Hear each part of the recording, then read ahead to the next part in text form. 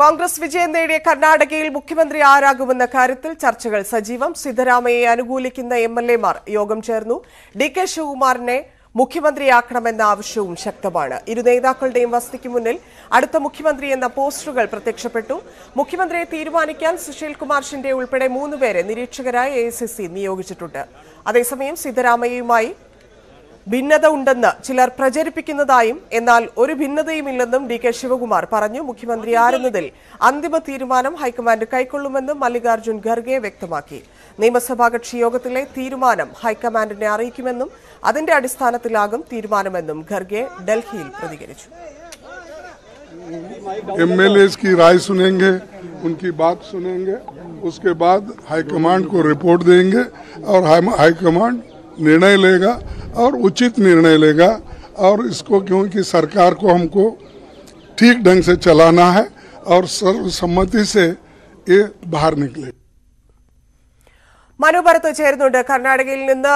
മനു, തിരക്കിട്ട ചർച്ചകൾ നടക്കുന്നു. ഇപ്പോൾ നിയമസഭാ കക്ഷി യോഗം ആരംഭിച്ചു കഴിഞ്ഞോ? എംഎൽഎമാരെല്ലാവരും എത്തിക്കഴിഞ്ഞോ? ഈ സമിതി അംഗങ്ങൾ 3 പേരും യോഗത്തിൽ എത്തിയിട്ടുണ്ടോ? വിവരങ്ങൾ.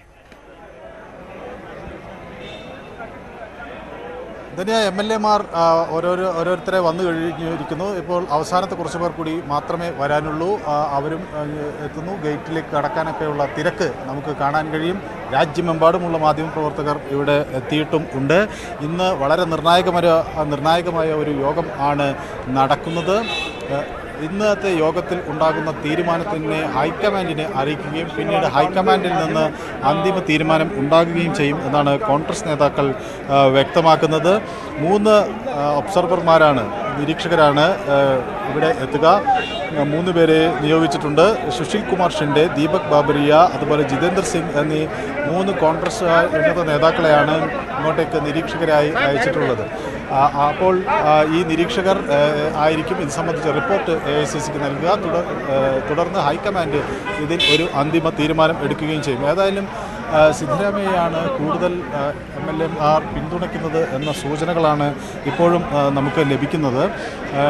അതേസമയം ഡി.കെ. ശിവകുമാറിനെ മുഖ്യമന്ത്രി സ്ഥാനത്തേക്ക് പരിഗണിക്കേണ്ടതായിരുന്നു എന്ന ഒരു നിലപാടാണ് വൊക്കലിംഗ സമുദായം മുന്നോട്ട് വയ്ക്കുന്നത്. ആ വൊക്കലിംഗ സമുദായം അവരുടെ സന്യാസിമാരും അതുപോലെ തന്നെ ആത്മീയാചാര്യന്മാരും മത നേതാക്കളുമൊക്കെ ഇന്ന് ഒരു യോഗം ചേർന്നിട്ടുണ്ട്. വൊക്കലിംഗ സംഘത്തിൻ്റെ യോഗം നടക്കുന്നത് ഈ ബംഗളൂരുവിൽ തന്നെയാണ്. ആദി ചുൻചുൻഗിരി മഠത്തിലാണ് ഈ യോഗം നടക്കുന്നത്. അവിടെ ഉയർന്നു വന്ന ഒരു വലിയ വാദം HD കുമാരസ്വാമിയെ ഇതുപോലെ മുഖ്യമന്ത്രിയാക്കണമെന്നൊരാവശ്യം സമുദായം മുന്നോട്ട് വെച്ചു. അന്ന് അത് നടപ്പിലാക്കുകയും ചെയ്തു. ഇത്തവണ ഡി.കെ. ശിവകുമാറിന് അവസരം ലഭിക്കും എന്നാണ് സമുദായം കരുതിയത്. അദ്ദേഹം പാർട്ടിക്ക് വേണ്ടി അത്രമാത്രം പ്രയത്നിച്ചിട്ടുണ്ട് എന്ന് യോഗത്തിൽ സംസാരിച്ച വലിയ ടാസ്ക് അല്ലേ? കാരണം ഏറ്റവും യോഗ്യരായിട്ടുള്ള 2 പേരെയാണ് കോൺഗ്രസ് മുഖ്യമന്ത്രി സ്ഥാനത്തേക്ക് ഉയർത്തിക്കാട്ടിയിട്ടുള്ളത്. അതിലിപ്പോ ഈ ഡി.കെ. ശിവകുമാറിനും സിദ്ധരാമയ്യയും വെച്ച് നോക്കുമ്പോൾ അതിൽ കൂടുതൽ സാധ്യത സിദ്ധരാമയ്യയ്ക്ക് തന്നെയല്ലേ? കാരണം അദ്ദേഹം തന്നെ അവസാന തെരഞ്ഞെടുപ്പാണ് എന്നൊക്കെയുള്ള കാര്യങ്ങൾ പ്രഖ്യാപിച്ചതുകൊണ്ട് അദ്ദേഹം തന്നെ ആകാനല്ലേ സാധ്യത കൂടുതലുള്ളത്? അതാണ് സാധ്യത കൂടുതൽ. കാരണം ഈ വൊക്കലിംഗ സമുദായത്തിന് 21 സീറ്റുകളാണ് കിട്ടിയിട്ടുള്ളത്. അതേസമയം ലിംഗായത്തുകൾ കോൺഗ്രസ് 34 സീറ്റുകൾ ജയിച്ചിട്ടുണ്ട്. അപ്പോൾ അത് എന്ന് പറയുന്നത് 25% എംഎൽഎമാർ വരുന്നത് ലിംഗായത്ത സമുദായത്തിൽ നിന്നാണ്. അപ്പോൾ അവർ ഈ ഡി.കെ. ശിവകുമാറിന് അത്ര കണ്ട് പിന്തുണ പ്രഖ്യാപിക്കില്ല. അവർ കൂടുതലും മറുവിഭാഗത്തിൽ സിദ്ധരാമയ്യക്കായിരിക്കും പിന്തുണ പ്രഖ്യാപിക്കുക. അതുകൊണ്ട് തന്നെ സിദ്ധരാമയ്യ കൂടുതൽ സാധ്യത ഉണ്ട് എന്നാണ് വ്യക്തമാകുന്നത്. ഏതായാലും കൂടുതൽ എംഎൽഎമാർ അദ്ദേഹത്തിൻ്റെ ഒപ്പമാണ്. അതായിരിക്കും ഏറ്റവും പ്രഥമ പരിഗണനീയമായ ഒരു വിഷയം. അതുകൊണ്ട് തന്നെ ആ നിലയ്ക്ക് ഏറ്റവും കൂടുതൽ എംഎൽഎമാരുടെ പിന്തുണയുള്ള നേതാവ് എന്ന നിലയിൽ സിദ്ധരാമയ്യയായിരിക്കും ഈ കോൺഗ്രസ് ലെജിസ്ലേറ്റീവ് പാർട്ടി തിരഞ്ഞെടുക്കുക എന്നാണ് കരുതുന്നത്. ആ വിവരം പിന്നീട് ഹൈക്കമാൻഡിനെ അറിയിക്കാനാണ് നീക്കം. പക്ഷേ ഈ സാമുദായികമായ ഒരു പ്രശ്നം എങ്ങനെ പരിഹരിക്കും കോൺഗ്രസ് എന്നത് വളരെ നിർണായകമാണ്. പ്രത്യേകിച്ച് ഈ വൊക്കലിംഗ സമുദായങ്ങൾക്കിടയിൽ ഒരു ശക്തി കേന്ദ്രമാകാൻ കോൺഗ്രസ് ശ്രമം നടത്തുന്നൊരു ഘട്ടത്തിൽ എന്തായിരിക്കും ഈ സമുദായിക നേതാക്കൾക്ക് മുന്നിൽ കോൺഗ്രസ് ഒരു അനുരഞ്ജനത്തിന് ആയി കണ്ടെത്തുന്ന വഴി എന്നതാണ് പ്രധാനം. ഏതായാലും ലിംഗായത്ത് സമുദായവും സമാനമായ രീതിയിലുള്ള ചില ചർച്ചകൾ നടത്തുന്നുണ്ട്. അവരും അവരുടെ സംഘത്തിലെ അവരുടെ സമുദായത്തിലെ പ്രമുഖ നേതാക്കൾക്ക് ഉന്നത, അതായത് ഈ എംപി പാർട്ടിയിലും ഇപ്പൊ ദളിത് നേതാവ് ജി പരമേശ്വരിയും ഒക്കെ ഉപമുഖ്യമന്ത്രി സ്ഥാനത്തിലേക്കും പരിഗണിച്ചേക്കാം എന്നുള്ള രീതിയിലാണോ ചർച്ചകൾ?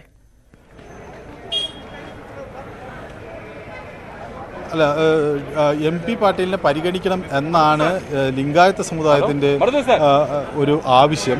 അതേസമയം പരമേശ്വരയുടെ ഒരു നിലപാട് ദളിത് വിഭാഗത്തിൽപ്പെട്ട ആളുകൾക്ക് ഒരു അവസരം നൽകണം, കർണാടകയിൽ ഒരു ദളിത് മുഖ്യമന്ത്രി വരേണ്ട സമയമായി എന്നതാണ് അദ്ദേഹത്തിൻ്റെ ഒരു നിലപാട്. അപ്പോൾ ഈ സാമുദായികമായ ഈ താല്പര്യങ്ങളെ എങ്ങനെ കോൺഗ്രസ് സമന്വയിപ്പിക്കും എന്നതാണ് ഇവിടെ ഒരു വലിയ, അത് മാത്രമല്ല മനു, എനിക്ക് തോന്നുന്നു ഈ കർണാടകയ്ക്ക് പുറത്തേക്ക് നോക്കുകയാണെങ്കിൽ, ഇപ്പോൾ കർണാടക അവിടെയുള്ള ഇപ്പൊ പറഞ്ഞിരിക്കുന്ന രാഷ്ട്രീയ സാഹചര്യം, പക്ഷെ പുറത്തേക്ക് നോക്കുകയാണെങ്കിൽ മറ്റ് സ്റ്റേറ്റുകളിൽ വരാനിരിക്കുന്ന തെരഞ്ഞെടുപ്പുണ്ട്. അപ്പോൾ കോൺഗ്രസ് നേതൃത്വം സ്വാഭാവികമായിട്ടും രണ്ടുപേർക്കും തുല്യ പരിഗണന നൽകും. പ്രത്യേകിച്ച് ഈ രാജസ്ഥാനിലൊക്കെ അഭിമുഖീകരിക്കുന്ന വലിയൊരു രാഷ്ട്രീയ സാഹചര്യം അത് ഒഴിവാക്കുക എന്നൊന്നും ഉണ്ടാവുമല്ലോ. മറ്റ് സ്റ്റേറ്റുകളിലേക്കും ഇത് മാതൃകയാക്കുക എന്നൊക്കെയുള്ള പദ്ധതിയിൽ കോൺഗ്രസ് പോയിക്കൊണ്ടിരിക്കുമ്പോൾ വളരെ സൂക്ഷ്മമായ നിരീക്ഷണവും തീരുമാനവുമായിരിക്കില്ലേ ഉണ്ടാവുക?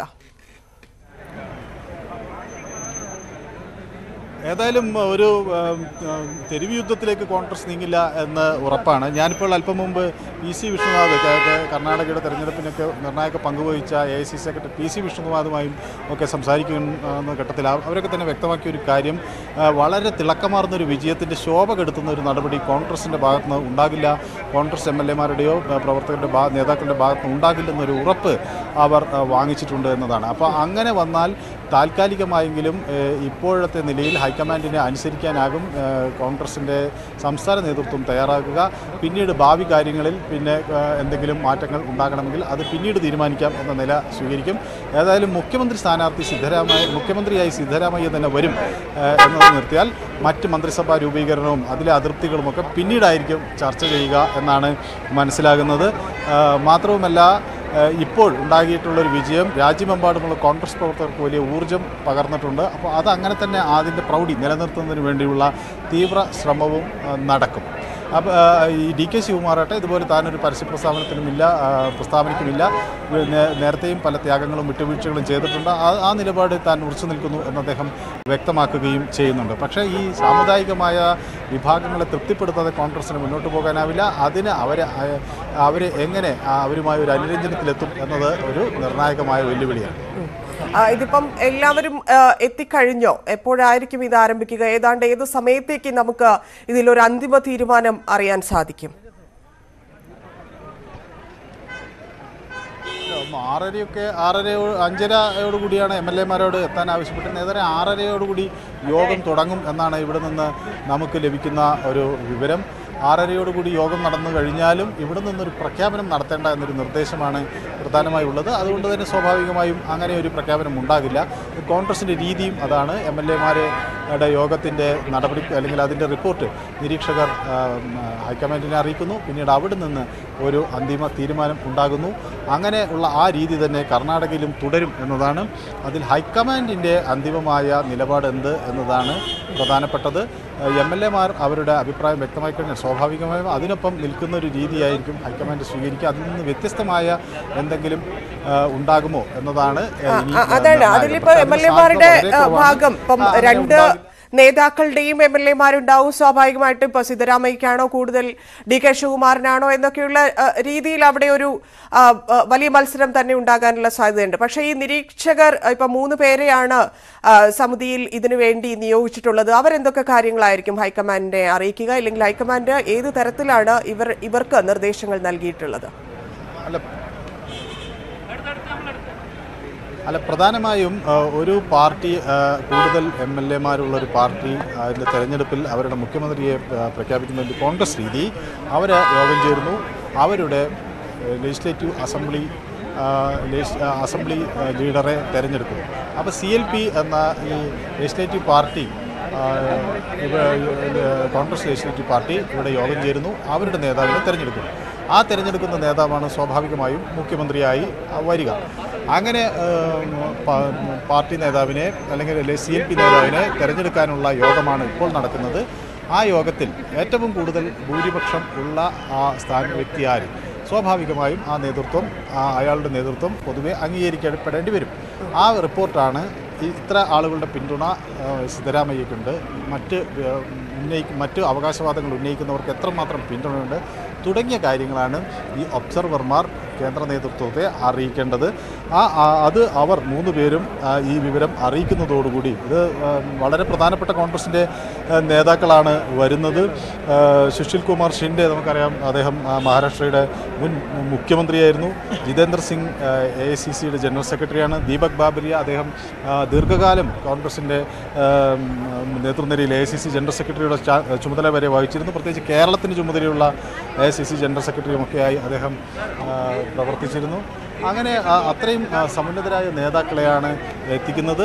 അപ്പോൾ അവർ സ്വാഭാവികമായി ഇത് സംബന്ധിച്ച ഒരു റിപ്പോർട്ട് കോൺഗ്രസ് നേതൃത്വത്തിന് നൽകും. ആ റിപ്പോർട്ട് കൂടി പരിഗണിച്ചായിരിക്കും അന്തിമ തീരുമാനമെടുക്കുക. ഏതായാലും സ്വാഭാവികമായി ഇതിലൊരു കാര്യം വരാനിരിക്കുന്നത് കോൺഗ്രസ് MLA-മാർ എന്ത് കരുതുന്നു, കോൺഗ്രസ് MLA-മാർ ആർക്കൊപ്പം നിൽക്കുന്നു എന്നതാണ് പ്രധാനമായും ഹൈക്കമാൻഡ് നോക്കുന്നത്. അതിൻ്റെ ഭൂരിപക്ഷം ആർക്ക് എന്നതാണ് അവരെ സംബന്ധിച്ചിടത്തോളം ഏറ്റവും നിർണായകമായ കാര്യം. ആ കോൺഗ്രസ് MLA-മാരുടെ മനസ്സിനൊപ്പമായിരിക്കും ഹൈക്കമാൻഡ് നിൽക്കുക എന്നാണ് പൊതുവികാരം.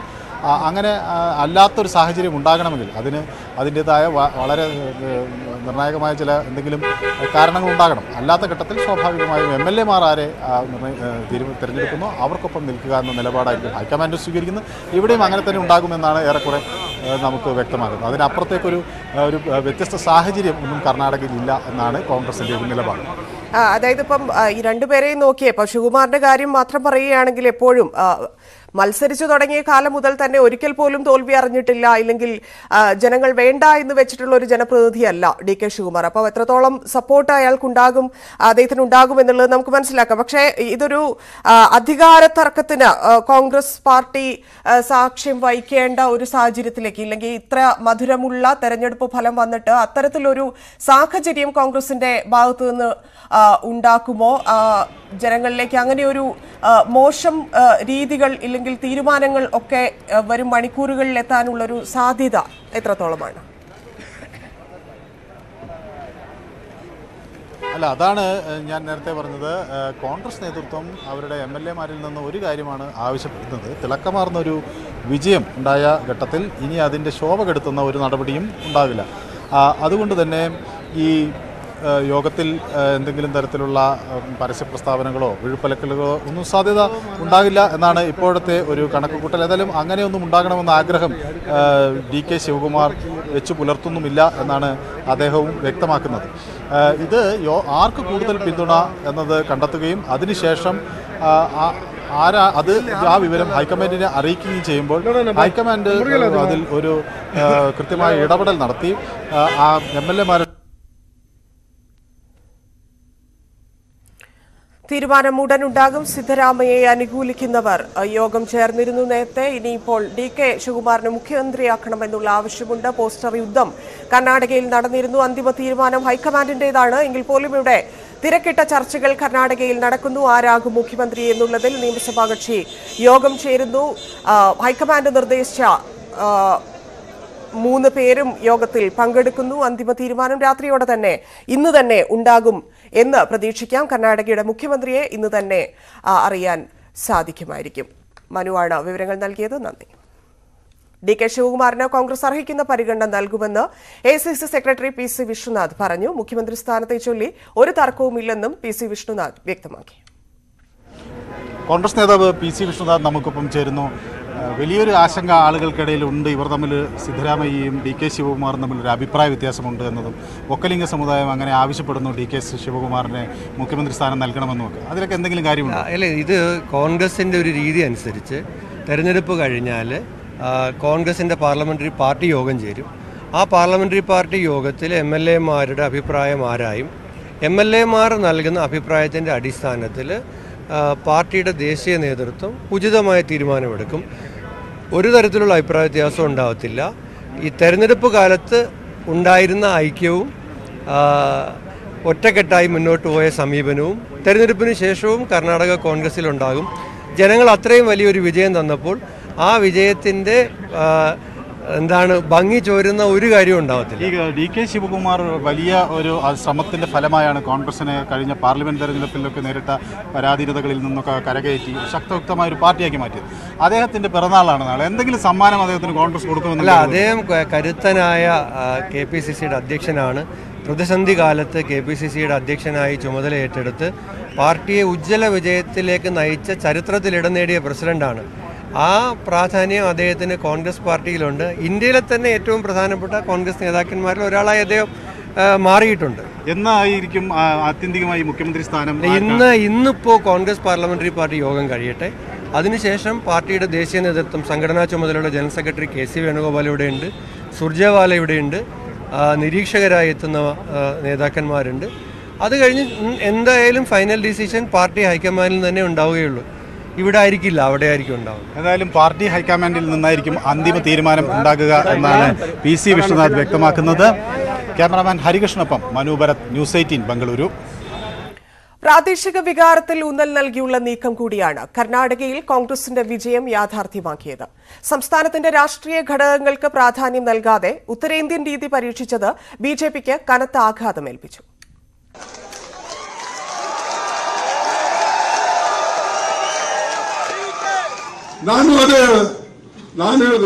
ನಾನು ಇಲ್ಲಿನ ಭೂಮಿ ಪುತ್ರ, ನೀನು ಗುಜರಾತ್ ಭೂಮಿ ಪುತ್ರ, ನಾನು ಕರ್ನಾಟಕ ಭೂಮಿ ಪುತ್ರ.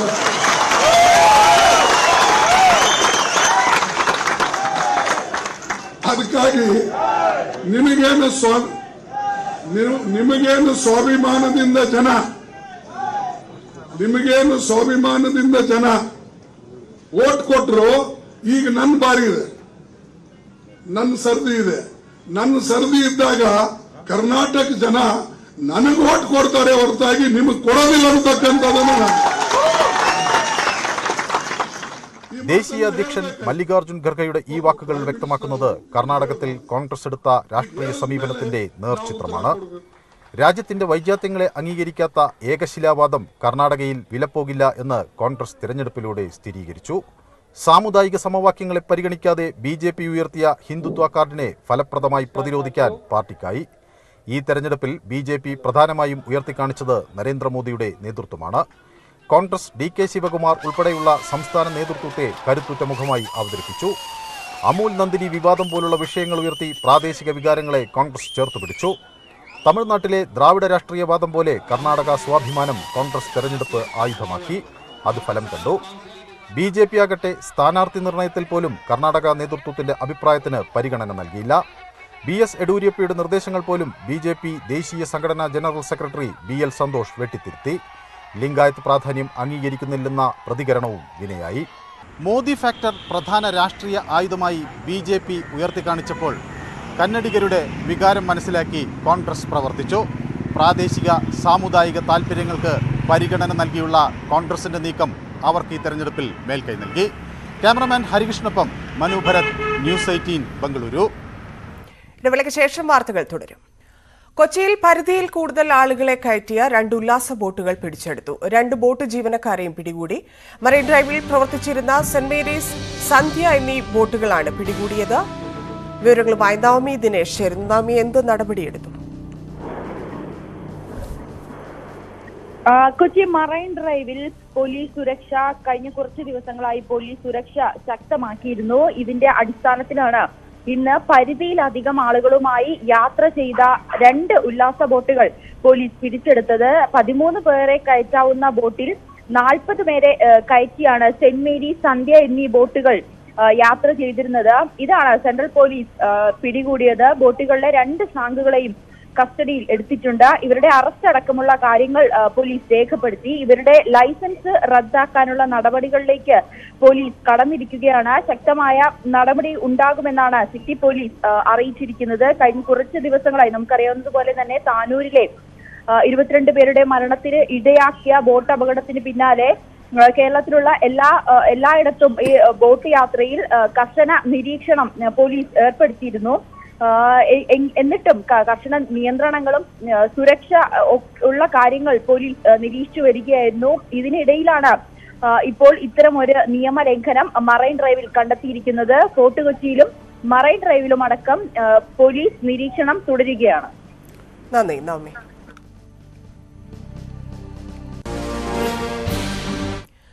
കൊച്ചി സമുദ്രാതിർത്തിയിൽ 15,000 കോടിയുടെ ലഹരിമരുന്ന് പിടിച്ച കേസിൽ അന്വേഷണം ഊർജിതമാക്കിയ എൻസിബിയും Indian നേവിയും.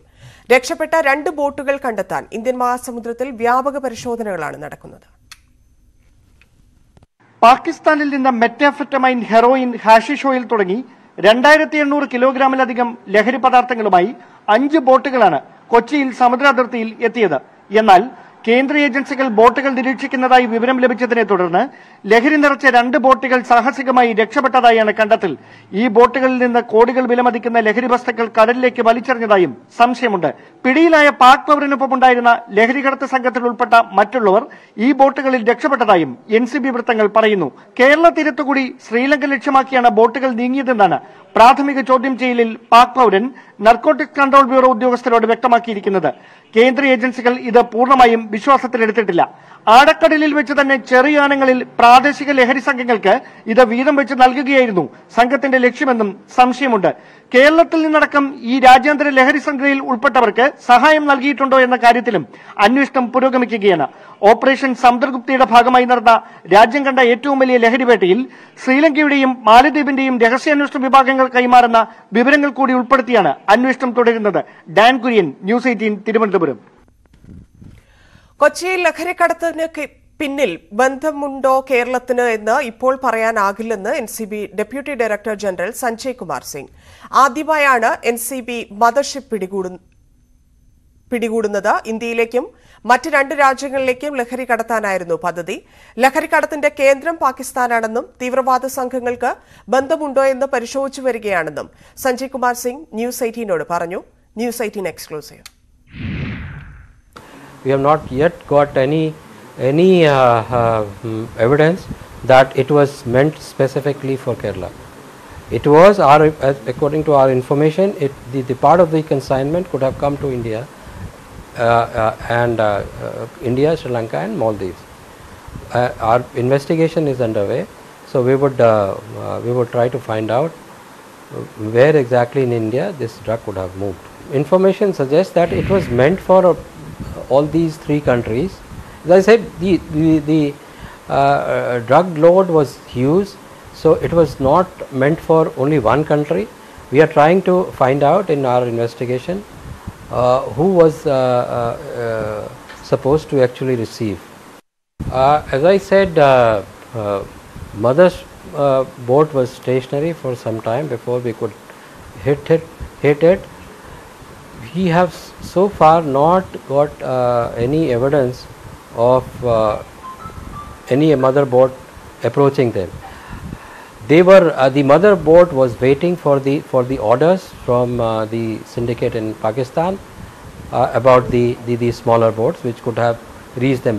Before any smaller boat could reach, we intercepted it and could seize a huge quantity of methamphetamine. These are basically these people are basically carriers. They do not have much of a role in trafficking or dealing in drugs overland. The indicates contact boatmen, and boatmen are generally selected. They have specialized, some of the boatmen in Iran or Afghanistan, Iran or Pakistan, and they work in areas of Makran Coast, Chabahar, Gwadar, Konarak area of Afghanistan and Pakistan, and they have kind of specialized in carrying drugs in their boats. കടൽ മാർഗം കടത്തിക്കൊണ്ടുവരുന്ന ലഹരി മരുന്നുകൾ പിടിച്ചെടുക്കുന്നത് സമീപകാലത്ത് ഏറെ വർദ്ധിച്ചിട്ടുണ്ട്. ഗുജറാത്ത്, മുംബൈ തീരങ്ങളിലും കേരള തീരത്തുമാണ് ഏറ്റവും അധികം ലഹരിവേട്ടകൾ നടന്നിട്ടുള്ളത്. മിക്കതിന്റെയും വേരുകൾ നീളുന്നത് പാകിസ്ഥാനിലേക്കാണ്. രാജ്യവിരുദ്ധ ശക്തികളും ലഹരി മാഫിയയും കൈകോർത്ത് പ്രവർത്തിക്കുന്നതായാണ് രാജ്യത്തെ അന്വേഷണ ഏജൻസികൾ കരുതുന്നത്.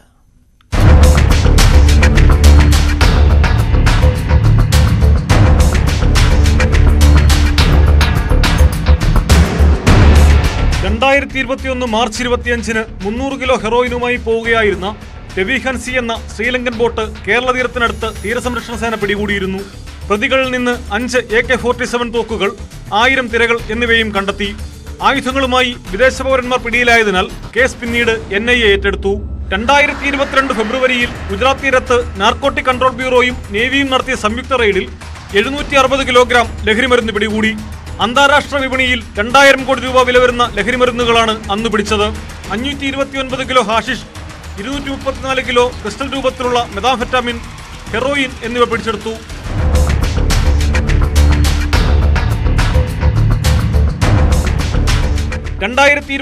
ഏപ്രിലിൽ വീണ്ടും ഗുജറാത്തിൽ കോടികളുടെ ലഹരിവേട്ട നടന്നു. കാൺലയിൽ നിന്നും 205.6 കിലോ ഹെറോയിനാണ് പിടികൂടിയത്. ഇത് കഴിഞ്ഞ് ദിവസങ്ങൾക്കകം യാഹൂവ് തുറമുഖത്ത് നിന്ന് 280 കോടി രൂപയുടെ ഹെറോയിൻ പിടിച്ചെടുത്തു. പാകിസ്ഥാൻ പൗരന്മാരുടെ അൽഹാജ് എന്ന ബോട്ട് തടഞ്ഞു നടത്തിയ പരിശോധനയിലാണ് ലഹരിമരുന്നുകൾ കണ്ടെത്തിയത്. 9 പാകിസ്ഥാൻ പൗരന്മാർ അന്ന് പിടിയിലായി. 2022 മെയ്യിൽ കൊച്ചി പുറംകടലിൽ 1000 കോടിയോളം വിലമതിക്കുന്ന ഹെറോയിൻ പിടികൂടി. 220 കിലോ ഹെറോയിനാണ് കോസ്റ്റ് ഗാർഡും റവന്യൂ ഇന്റലിജൻസും പിടിച്ചെടുത്തത്. അഫ്ഗാനിസ്ഥാനിൽ ഉത്പാദിപ്പിച്ച ഹെറോയിൻ കന്യാകുമാരിയിലേക്ക് കൊണ്ടുവരികയായിരുന്നു എന്നാണ് സൂചന. ഒക്ടോബറിൽ കൊച്ചി, ഗുജറാത്ത്, മുംബൈ തീരങ്ങളിൽ വൻ ലഹരിവേട്ട നടന്നു. ഇന്ത്യൻ മഹാസമുദ്രം വഴി കടത്താൻ ശ്രമിച്ച 1200 കോടി രൂപ വില വരുന്ന 200 കിലോ ഹെറോയിനാണ് കേരള തീരത്ത് പിടിച്ചത്. 6 ഇറാൻ സ്വദേശികൾ അന്ന് അറസ്റ്റിലായി. ലഹരി കടത്തിയത് പാക് ലഹരി മാഫിയയ്ക്ക് വേണ്ടിയെന്ന് ഇവർ അന്വേഷണ ഉദ്യോഗസ്ഥരോട് വെളിപ്പെടുത്തിയിരുന്നു.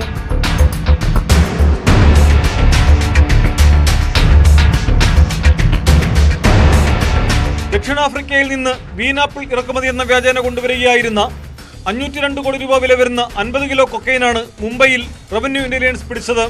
1476 കോടി രൂപയുടെ ലഹരിമരുന്ന് കടത്തിയതിന് റിമാൻഡിലായിരുന്ന കൊച്ചി അയ്യമ്പുഴ സ്വദേശി വിജിൻ വർഗീസിനെ ഈ കേസുമായി ബന്ധപ്പെട്ട് വീണ്ടും അറസ്റ്റ് ചെയ്തിരുന്നു. ഹെറോയിനുമായാണ് പാകിസ്ഥാൻ ബോട്ട് ഗുജറാത്ത് തീരത്ത് പിടികൂടിയത്. അൽസാക്കർ എന്ന ബോട്ടിൽ നിന്ന് അന്താരാഷ്ട്ര വിപണിയിൽ 350 കോടി രൂപ മതിക്കുന്ന 50 കിലോഗ്രാം ഹെറോയിൻ കണ്ടെത്തി. ബോട്ടിലുണ്ടായിരുന്ന 6 പേരെ അന്ന് അറസ്റ്റ് ചെയ്തു. ഇക്കഴിഞ്ഞ മാർച്ചിലും ഗുജറാത്ത് തീരത്ത് 425 കോടിയുടെ ഹെറോയിൻ പിടിച്ചു. ഈ കേസുകളിലെല്ലാം അന്വേഷണം നീളുന്നത് പാകിസ്ഥാൻ ലഹരി മാഫിയയിലേക്കാണ്. കേരളവും അവരുടെ പ്രധാന ലക്ഷ്യസ്ഥാനങ്ങളിലൊന്നാണെന്നാണ് സമീപകാലത്തെ ലഹരിവേട്ടകൾ സൂചിപ്പിക്കുന്നത്. തീർത്തും ആശങ്കാജനകമാണ് ഈ വസ്തുതകൾ. തീരദേശത്തടക്കം പരിശോധനകൾ വ്യാപിപ്പിക്കേണ്ടതിന്റെ ആവശ്യകതയിലേക്കും ഇത് വിരൽ ചൂണ്ടുന്നു.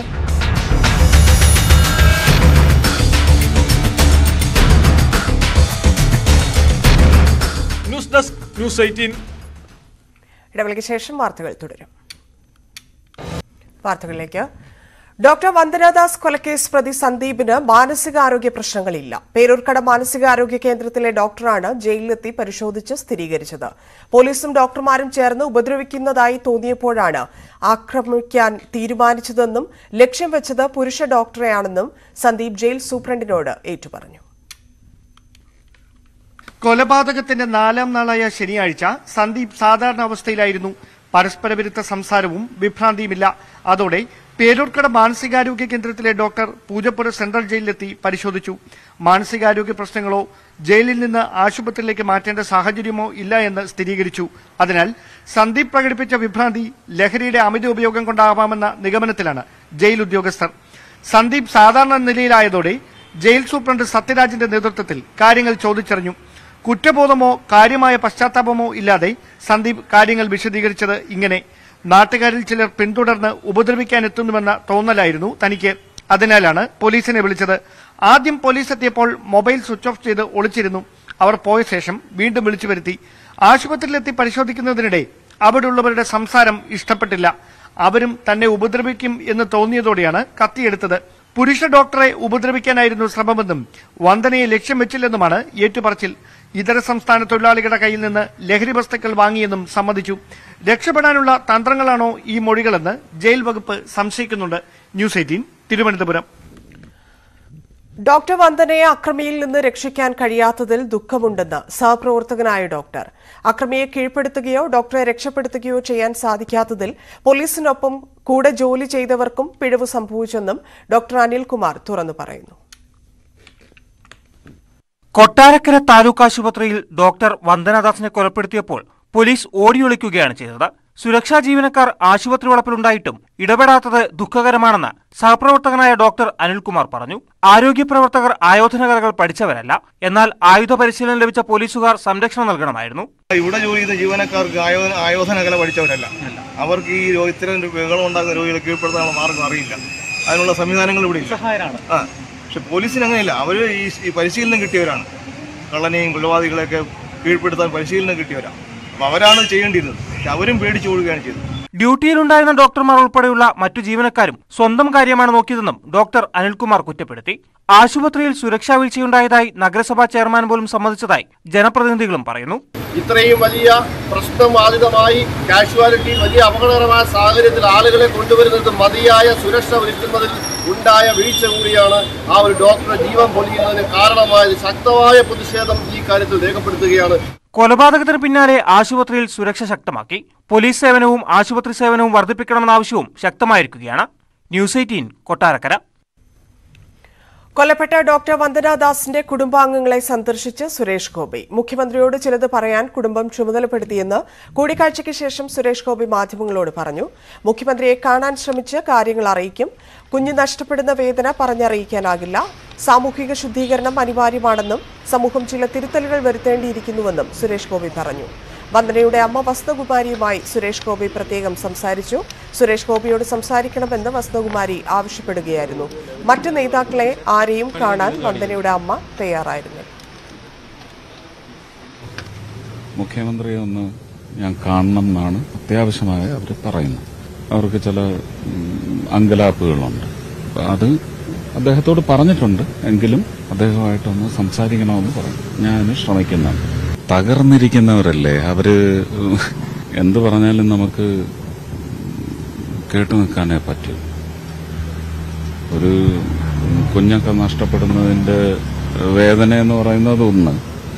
അങ്ങനെ അങ്ങ് പിടിച്ചു പറിച്ചെടുത്ത ഒരു ജീവിതം എന്ന് പറയുമ്പോൾ അവശേഷിക്കുന്ന അവരുടെ ജീവിതത്തിൽ അവരുടെ സ്വപ്നങ്ങൾ പൊലിഞ്ഞു പോയതിനെ കുറിച്ചൊക്കെ അവർക്ക് വലിയ വിഷമത്തിനും സങ്കടത്തിനും ഒക്കെ അത് എത്രയോ മടങ്ങ് ഇരട്ടിയാവും അല്ലേ ആ ദുഃഖം. മദ്യപിച്ച് ലക്കുകെട്ട പ്രതി ആക്രമിക്കുമെന്ന ഭയത്താൽ വൈദ്യപരിശോധന നടത്താനാകില്ലെന്ന് അറിയിച്ച് ഡോക്ടർമാർ. കൊല്ലം ജില്ലാ ആശുപത്രിയിൽ എത്തിച്ച അയത്തിൽ സ്വദേശി വിഷ്ണുവിനെ പരിശോധിക്കുന്നതിൽ നിന്നാണ് ഡോക്ടർമാർ പോലീസിനോട് വിസമ്മതം അറിയിച്ചത്. 3 പോലീസുകാർ ചേർന്നാണ് കൈവിലങ്ങ് അണിയിച്ച് പ്രതിയെ ആശുപത്രിയിൽ എത്തിച്ചത്. പുറത്തിറങ്ങിയാൽ കാണിച്ചു തരാമെന്നായിരുന്നു ഇയാളുടെ ഭീഷണി. പോലീസുകാർ വിഷ്ണുവിനെ ബലമായി പിടിച്ചു നിർത്തുകയായിരുന്നു. എന്നാൽ പരാതി നൽകാൻ ഡോക്ടർമാർ തയ്യാറായില്ല. തിരികെ സ്റ്റേഷനിൽ എത്തിച്ച വിഷ്ണുവിനെതിരെ പോലീസ് സ്വമേധയാ കേസെടുത്ത ശേഷം ജാമ്യം നൽകി ഭാര്യയ്ക്കൊപ്പം വിട്ടയച്ചു.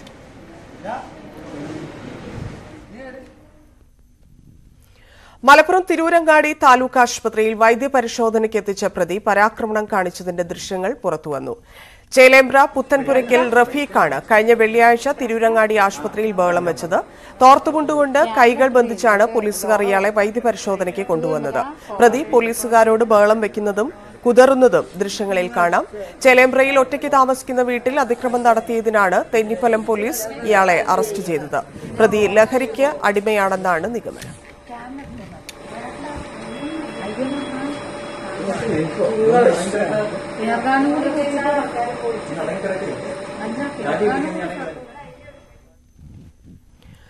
ജോസ് കെ മാണി വിഭാഗത്തെ UDF-ൽ എത്തിക്കാനുള്ള നീക്കം ആരംഭിച്ചു കോൺഗ്രസ്. ലോക്സഭാ തെരഞ്ഞെടുപ്പ് മുന്നിൽ കണ്ടാണ് മുന്നണി വിപുലീകരണത്തിനുള്ള കോൺഗ്രസിന്റെ ശ്രമം. ജോസ് വിഭാഗം മുന്നണി വിട്ടത് നഷ്ടമായെന്നും മുന്നണിയിൽ തിരികെ എത്തിക്കുമെന്നും KPCC അധ്യക്ഷൻ കെ സുധാകരൻ വ്യക്തമാക്കി. എന്നാൽ ഇടതുമുന്നണിയിൽ തുടരുമെന്നാണ് ജോസ് കെ മാണിയുടെ നിലപാട്. പാലാ സീറ്റ് ലക്ഷ്യമിട്ട് UDF-ൽ എത്താനുള്ള ജോസ് വിഭാഗത്തിന്റെ നീക്കം തുടക്കത്തിലെ തടയിടുകയാണ് മാണി സി കാപ്പൻ. കേരള കോൺഗ്രസ് വേണം.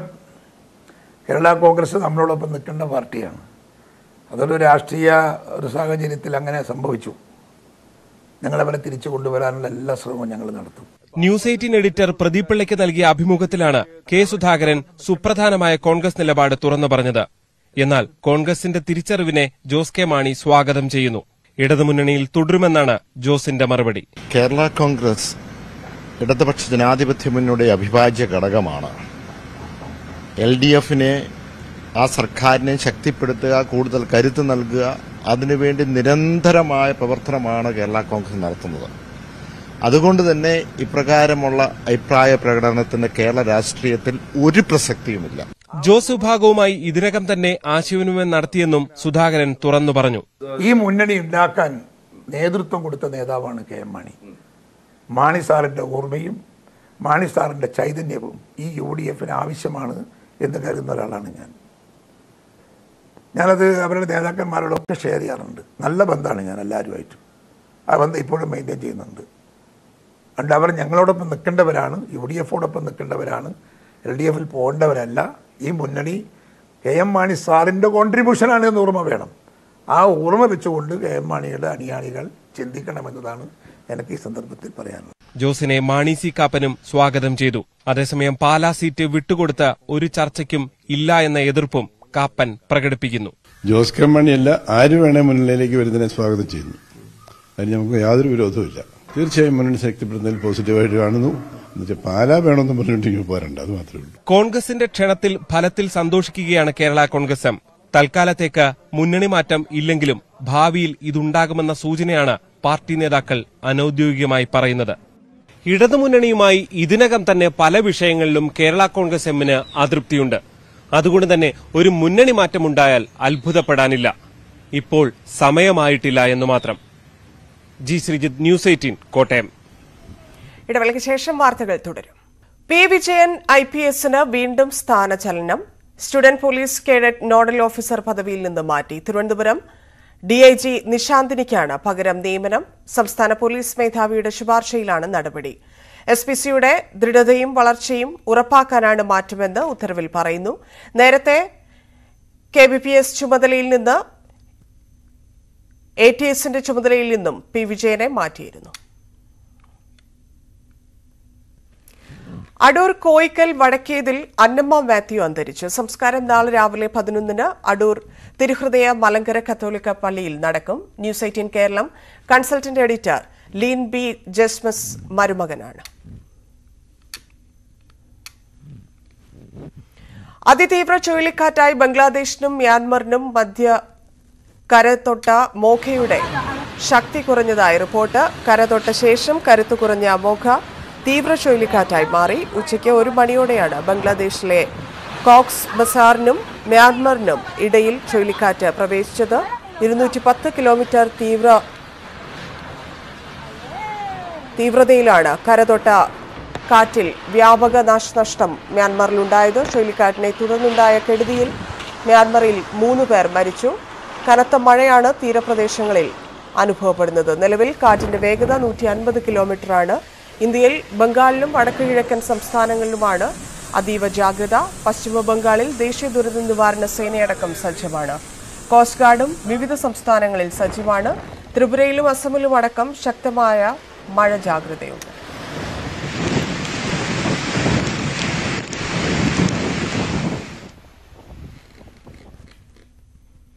ഇന്നത്തെ സ്വർണം, വെള്ളി, പ്ലാറ്റിനം നിരക്കുകൾ. കരകൻസ് റോയൽ ജ്വല്ലറി ഇന്നത്തെ സ്വർണ്ണവില ബ്രോട്ട് യു ബൈ അനധികൃത വിൽപ്പനക്കാരിൽ നിന്നും സ്വർണം വാങ്ങി ഇനി ആരും വഞ്ചിതരാവരുത്. കരകൻസ് റോയൽ ജ്വല്ലറി, കുന്നംകുളം. സ്വർണം ഗ്രാമിന് 5655 രൂപ, പവന് 45,240 രൂപ. വെള്ളി ഗ്രാമിന് 79 രൂപ, കിലോ 79,000 രൂപ. പ്ലാറ്റിനം ഗ്രാമിന് 3,988 രൂപ, ഔൺസ് 1,24,041 രൂപ. കരകൻസ് റോയൽ ജ്വല്ലറി ഇന്നത്തെ